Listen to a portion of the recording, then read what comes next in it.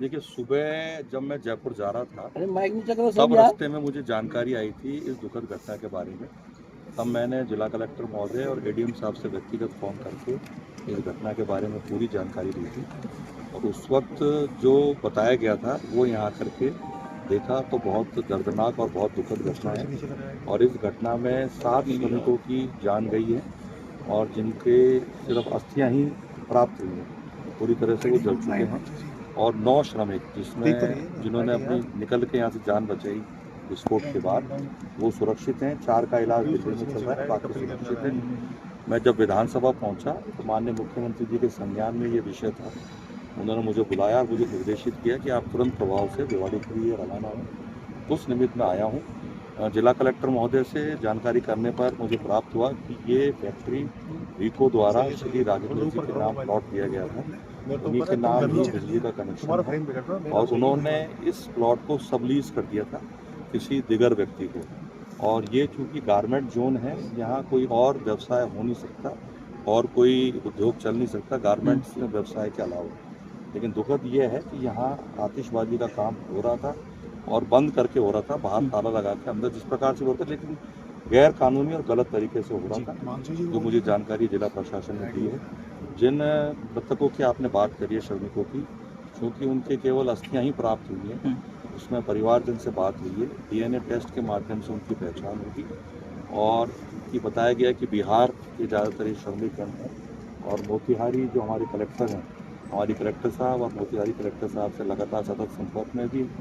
और आने वाले समय में जो 7 श्रमिक जिनके अस्थि हमको प्राप्त हुई हैं, डीएनए के माध्यम से जांच करके उनकी पहचान। जयपुर में जो दिल्ली भर्ती है प्रशासनिक अधिकारी उन पर कार्रवाई होगी, क्योंकि आप लोग खुद कह रहे हैं कि लापरवाही तो हुई है, फैक्ट्री बंद करके गारमेंट्स के लिए ये पूरा प्लॉट था, लेकिन वो पटाखे बनाए जा रहे थे। देखिए, राज्य सरकार के द्वारा जिला अधिकारी को और सभी अधिकारी विभागों का अधिकारियों को, विशेष रूप से रीको और पॉल्यूशन बोर्ड जो भी अधिकारी हैं, उन सबको निर्देशित किया गया। एक ज्वाइंट टीम बनाई गई है और पूरे भिवाड़ी औद्योगिक क्षेत्र में, पुष्पेड़ा क्षेत्र में जो भी औद्योगिक इकाई चल रही है उनका सफाई परीक्षण किया जाएगा।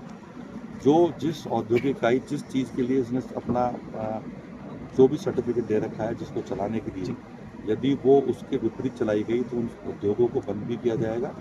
और वो अभियान अभी से ही शुरू हो चुका है। सर, अभी कोई एफआईआर दर्ज हुई है?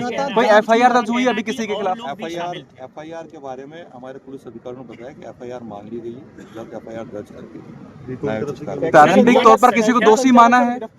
किसी कर्मचारी को दोषी माना है कि उसको क्यों नहीं पता? क्योंकि एक जो आपने अभी कलेक्टर मैडम जारी किया नोटिस, वो 1 महीने पहले भी जारी किया था एडीएम ने कि भाई कहाँ क्या बन रहा है, रिपोर्ट दो, तो रिपोर्ट नहीं आई। लेकिन जो लापरवाही हुई है उसके लिए किसी की जिम्मेदारी तो यहाँ पर होगी। ये जांच का विषय है।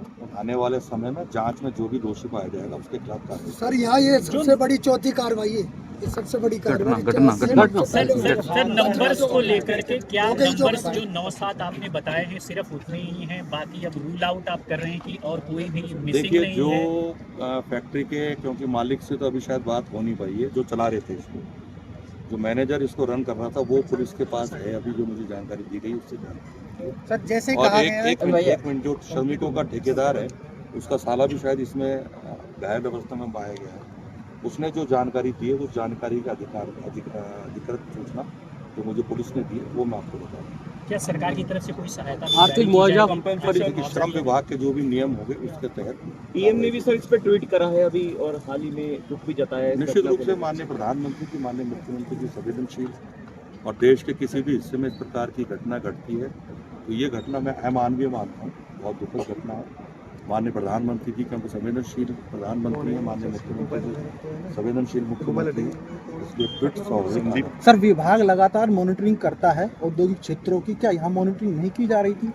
कि मैंने बताया ना कि ये गारमेंट जोन है और आतिशबाजी का काम होना निश्चित रूप से गैर कानूनी है। आने वाले समय में इस घटना को लेकर जांच भी की जाएगी और जो भी दोषी होगा कर्मचारी अधिकारी उसके खिलाफ कार्रवाई।